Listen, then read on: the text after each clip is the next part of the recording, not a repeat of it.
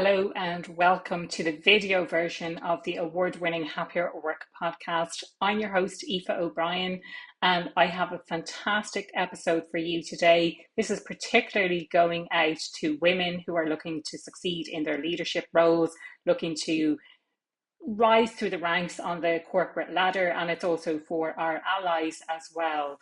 My guest today is Rebecca Muriurki. She has recently gone from having a full-time corporate career and a coaching business on the side to going all in on her coaching business, her leadership coaching business, which supports women and particularly women of colour to progress in their leadership roles. So we talk about the challenges that women particularly face. We talk about the purpose and the reason why we want to get to that top, the reason that we have that inner drive. We talk about things like boundaries as well and how to establish proper boundaries.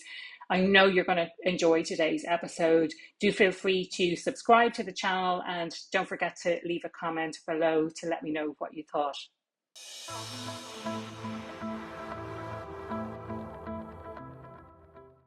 Rebecca, you're so welcome to the Happier at Work podcast. I know we've been talking about this for a while, and in the interim, I've been so hooked on all of your Instagram content. I absolutely love it.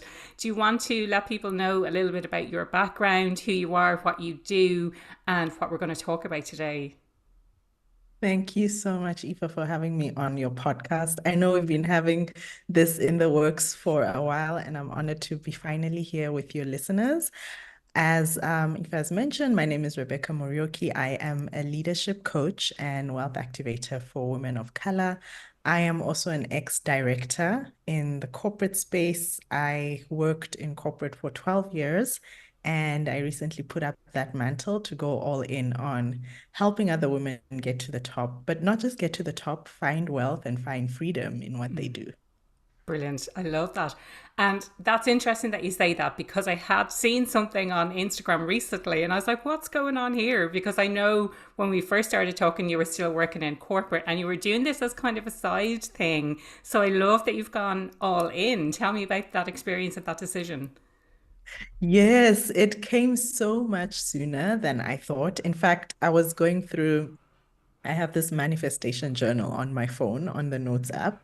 And last year in May, I wrote that on the 30th of September 2024, I have now left my corporate job. And this actually happened, 5 months earlier than I thought. But I knew it was time. I knew at some point I was going to have to make that decision on whether I was going to go all in on what I truly believed in was my calling, or whether I was going to continue doing both. And it came to a point where the business had grown. I had replaced my corporate income and I was ready to go all in. And I really knew that my clients were getting great results, but I knew that they could get even better results if I was fully vested in it. And I'm so, so glad I did. I don't regret the decision at all. It's been all but 3.5 weeks since I have gone fully into what I do now in my coaching, but it's been amazing. Incredible. And it's such a hard decision to make. I think it can be really scary. I remember leaving my corporate career. It's over 6 years ago now, which is really hard to believe. I had nothing to go to. So I didn't have a coaching business or anything on the side that I was leaning on. It was just, I need to be out of here now. And yeah, made that decision and went on and did various different qualifications, including, quite randomly, I did a qualification in bookkeeping, which is Wow.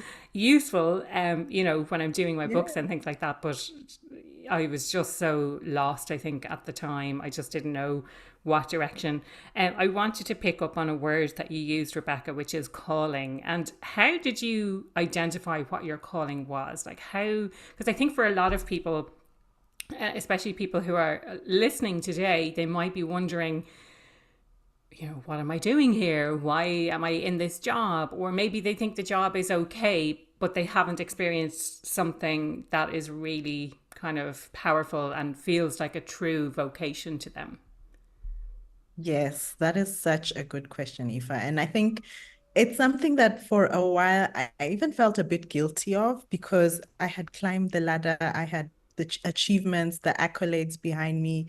Last year, I was nominated as Leader of the Year in the organization I worked for, but I knew that there was more. And even though I enjoyed what I was doing, leading the team and all those things, I knew that the more was in the wisdom that people extracted from me. And I knew that because I would ask myself, okay, what sort of energizes me? What lights me up? What really sets my soul? I know this is like a cliche phrase that we use a lot. What really sets my soul alight and on fire? And I had to go through these motions for many, many years, like I would say at least 3 years Mm. before I had that clarity. But it first started with me being open to trying different things. And even in the corporate context, there are many things you can try out, even in your current role, right? So maybe you're, predominantly in an operational role. Maybe it's time to try something that applies more of the strategy, more of the thinking work. Maybe it's time to do something that requires you to be more client facing. And through those motions is when you really start to just get more in tune with your intuition Mm. in understanding what really sets your soul on fire and what do other people benefit from, because I feel that a calling is more than just your own fulfillment. It's also how you can serve others in the highest way possible. That's a really nice way to describe it, I think, because I've always thought of, what you're here to do is to serve others, but in the highest way possible. And, just in adding on that, there's loads of stuff out there. There's various different books talking about your zone of genius, which I just going to add in. I haven't read that yet, but I hear people talking about it. It's one thing to be in your zone of excellence, but it's another thing entirely to be in your zone of genius, something that only you can do, the unique capabilities that you bring, which I think is amazing. And there's another great tool that I use with my clients called, and I'm sure I've mentioned it on the podcast before, but it's called the Sparky type. And it looks at distilling down your purpose in life essentially to 10 different categories, for want of a better word, or he calls them Sparky types. And my one came out as a problem solver. And I was like, oh, that makes total sense for my entire career.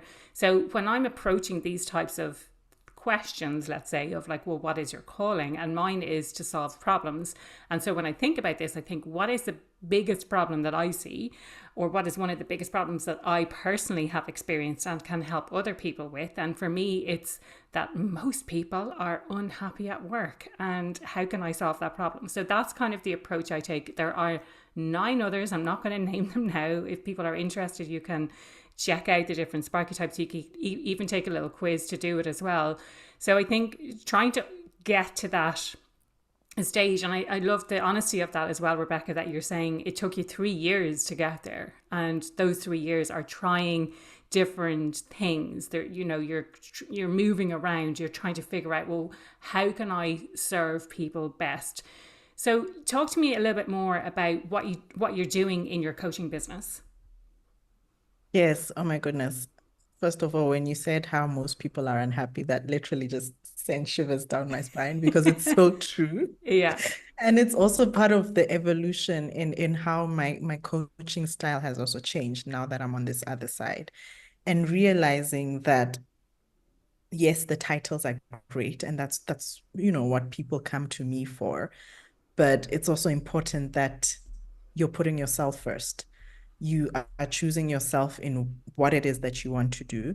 And that might mean going elsewhere to have more peace, but still working towards the top of the corporate ladder as opposed to just climbing up the corporate ladder, continuously. So my coaching business is all about helping women, especially women of color, get into senior leadership positions, but having that fulfillment, Mm. knowing that they've chosen themselves first and finding places or work that really, lights them up, not Yeah. just for the sake of getting the title, but doing things that, every day you wake up feeling excited. Yeah. I was so shocked the other day when I asked a few people in a virtual room, like how many of you woke up today and you were excited? You were like, yes, I'm going to work. And literally only two people raised their hand in a room of about 45. And that's when I realized that no, we're doing this all wrong. Yes, it's important to have ambitious, you know, desires, ambitious goals for your career, but it you'll be empty if you get to that point and you've done it at the cost of your happiness. Yeah, yeah. I think there's a few things I'd love to drill into there. It's this idea that it's okay if the journey is not good because I'm going for the title, and I'll feel at peace when I get the title, or I'll feel happy when I get that title that I'm looking for. And I think oftentimes we fool ourselves into thinking it's okay if it kind of sucks right now, because when I get there, then things are going to change. But actually, usually that's not the reality. But I'd love to drill into this idea of getting the title. And I'm like that as well. And I'm probably still like that. I like that type of recognition and progressing. And even if the title, I was going to say, even if the titles are empty, they're not really empty. They are definitely a recognition of someone's progress. But can we talk about that drive to get to those levels, forsaking our own fulfillment and forsaking doing what it is that makes us happy, like that we just have that inner drive to go, right, I want to get to the top. Yes, yes, I can definitely talk about what I observe and also my experience. So when I looked back at, as I was going on this journey of finding out exactly what it is that I want to be filling my days with, and how I want to be supporting the women in my world, I looked at why do I want to get that next title? What is the reason for this? And I went through this. I don't know if you've heard about this whole ladder of asking that question, why, like 7 times. Yeah, And when I yeah, did that exercise, I realized that a lot of it was pent up in validation, external yes, validation, yeah, in the traditional corporate handbook of what success meant. And yeah, it wasn't really pegged to my version of success. And so I realized that this drive was all about proving that I could get to the top, proving that it's like when you get that A+ or whatever it is that makes you the star student, and you come home with the report card and you're like, look, mom, I made it. Look, dad, yeah, I made it. And I realized that that could not be the driving factor. It needed to be so much deeper than yeah, that, because once you have that achievement, that validation just disappears. And then yeah, you're on to the next thing. And then you're yeah, on to the next. It just never ends. yeah, And so I needed to take that step back and look at, okay, what actually will leave me feeling, yes, I've done it and I'm fulfilled and I feel good about it. And I think when I reframed the whole corporate drive and career advancement in my life, that's when getting the titles meant so much more to me. And it was not even about how long it was going to take, because I was running my own race. I was in my own league. I had blinders to what everyone else was doing. And it was all about what was important to me. So I think it's important to really take that sort of stock and really ask yourself, why are you doing all this in the first place? As you're saying, you might get to that point and realize, oh, okay, this is it. And you feel good for a hot second, and yeah. you're already on to the next thing. Yeah, yeah, yeah, absolutely. And that everything that you've said is 100% so relatable to me. But I'd love to know, Rebecca, like what was that thing for you? So what did you find was really important, and how did you uncover, like, beyond the, like, was it just simply doing the seven whys and then you're like, right, okay, now I know what's really important? Or how did you uncover that, and what actually is it?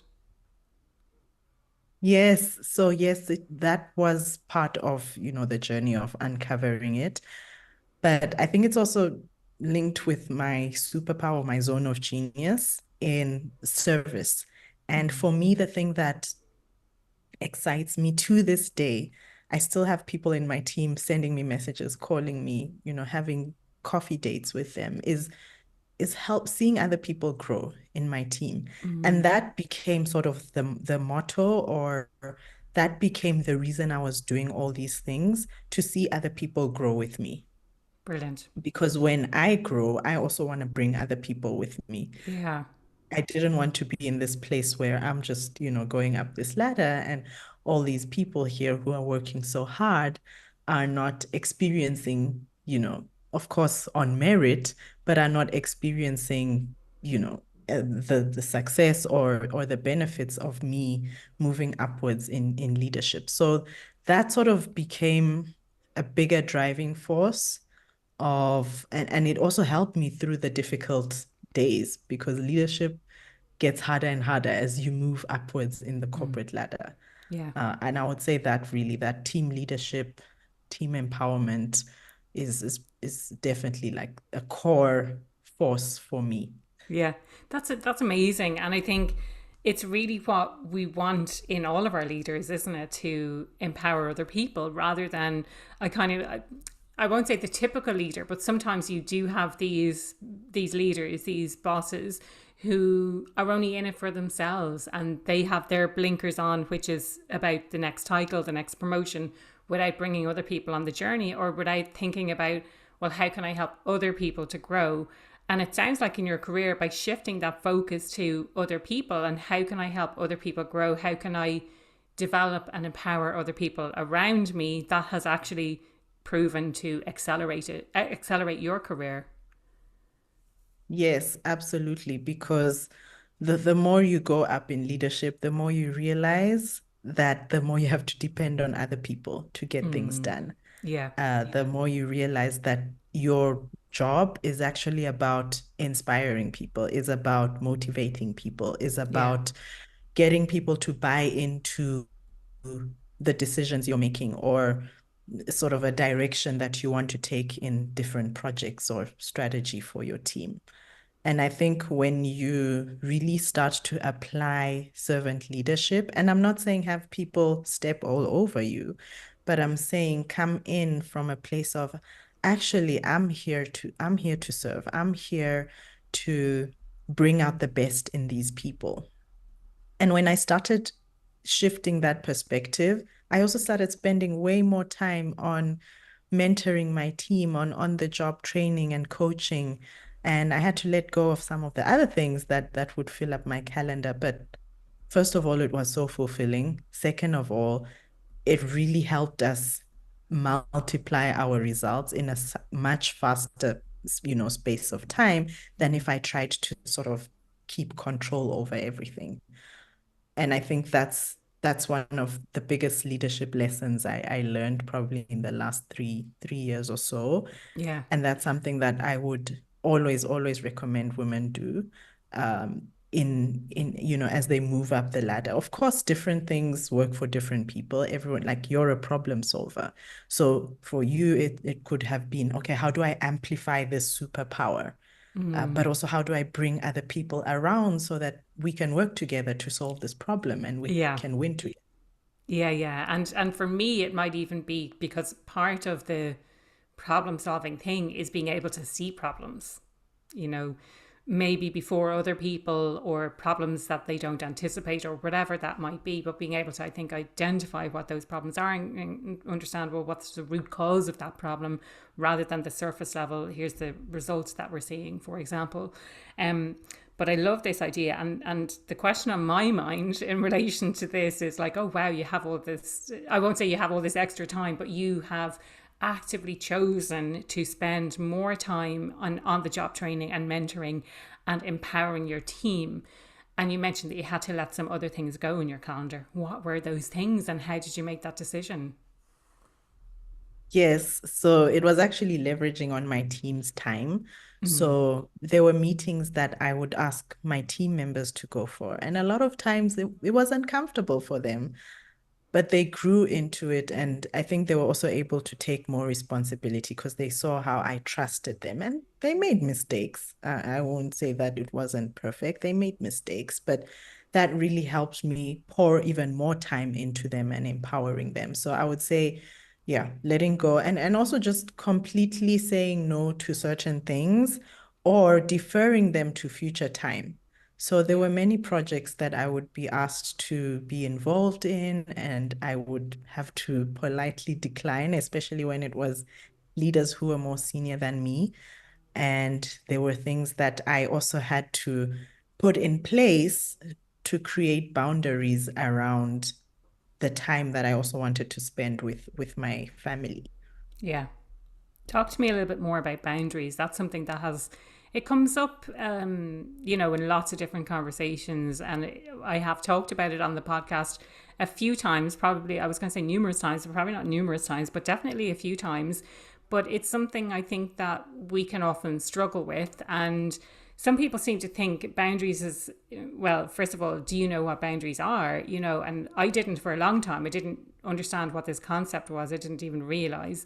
But since I learned more about it, you think it's this one and done, that you understand where someone is crossing a boundary or where you don't want someone to cross a boundary. You communicate that and that's it. But actually, from my own experience and from when I speak to other people about this as well, it's not quite as clear cut as that. So, do you want to talk to us about the journey of knowing what those boundaries are and setting them and maintaining them? Yeah, that's a very good point you've raised. And I am going to be here and be all honest and say sometimes my boundaries had to be fluid Yeah, yeah, because of course. there were seasons in my career, especially January to March, where I worked, which was year-end financials, and there were so many audits going on, and there was all the client meetings and board meetings. And, those 3 months of the year, I spent a lot of time in the office. I spent a lot of time away from my family.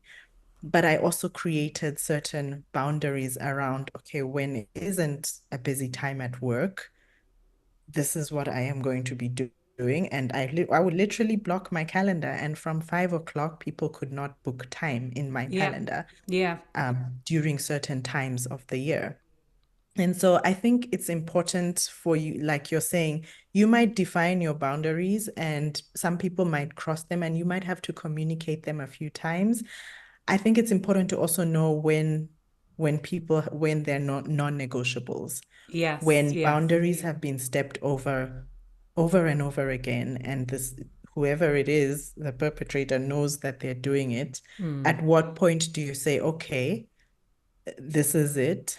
I am choosing to either walk away or I am choosing to stay in here and know that this environment is just not conducive to some of the boundaries that I want to have in my life, right? The two are possible because the reality is you could be in a place where certain boundaries just cannot coexist with the nature of your work or the culture in your team, and you'll have to make that decision, which is not always the easiest thing to do. I think when you're a leader, it becomes easier to sort of embed certain cultures in your team. But that's not to say that people who are above you or in other departments won't, try to push the boundaries and envelopes. You still have to, to have to step into your power over and over again and communicate those and when it gets to a point where it's reaching that threshold, sometimes it's sitting down certain people and having those difficult conversations. So that's really how I see it. But I think for me, the bottom of the whole concept of boundaries is knowing which season you're in, knowing what your non-negotiables are, Yeah, and knowing when it's time to walk away.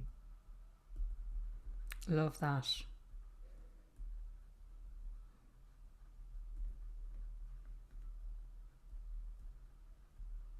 That's brilliant. And I think one thing that we haven't touched on yet that I'd love to get your perspective on is what are some of the common challenges that you see women and particularly women of color facing in the workplace? And like before we go into solution mode, let's uncover like what are some of the big challenges that you're seeing? Oh, yes, yes. So I think first of all, we cannot deny that the fact that we grew up in different sort of upbringings, there's a culture dynamics Yeah. that will always influence how people lead, how people perceive others when, when they interact with others. And I think that's one of the biggest challenges that even I, as a woman of color, experienced, is just being able to break down those barriers. And I mean, we just need to say it as it is. The majority of leaders right now in traditional corporate organizations are still men, Yeah. right? And there are things that we as women experience, not only just women of color, just generally women, that men can just not relate to. Mm. Going through motherhood, for example, having to have competing priorities like that. A man cannot understand that in the same way that a woman can, because he's just never experienced it. So I think the whole culture dynamics and also that gender dynamics plays a big role. But also because of our upbringing, there are certain, I don't want to call them limiting beliefs, but certain conditioning that Mm. influences how you interact with others. So what do I mean by this? For example, I was brought up in a household where you were not allowed to speak back to someone in authority. If someone in authority says you are going to do XYZ, you do XYZ. You do not Yeah. question authority, and that Yeah. was it. And I think that that's to me condition, that seems fairly normal, fairly standard, standard. You yeah? don't talk back to adults, you know, if someone asks you to Exactly. do something, you do it. Exactly. And when you get into the workplace, yes, you still have to be respectful, but you need to learn how to speak up and Yeah. challenge other people respectfully. And that's also a way that other people start to respect you and your opinions, because if you keep quiet, people will assume that you don't have anything to say about something. And so just minute things like that, I have seen have impacted how we then end up showing up at work and how other people perceive us, whether they perceive us as leadership material or not. Brilliant. Yeah. And what do you think then if we go into solution mode? So you mentioned about learning how to speak up and challenge people respectfully, but with how society is or with how corporate life is, where the majority of senior leaders are men, what do you think is, how do we solve how do we solve that problem? How do we get more women into those spaces? And I hear this often, where decisions are made. How do we get more women into those rooms where decisions are actually being made? Yes, well, we need to have more conversations like these Yeah. where our male allies are listening in. Yeah. Because I think sometimes we think that they know that they need to bring us into those rooms. We think that they know that they need to pause and say, Rebecca, what is your opinion? But sometimes they don't. Sometimes Mm. they're just in a world of their own, doing what they have always done. And I think just having more of those intentional conversations and pit stops. It's not just a one-off biases training that you do once a year.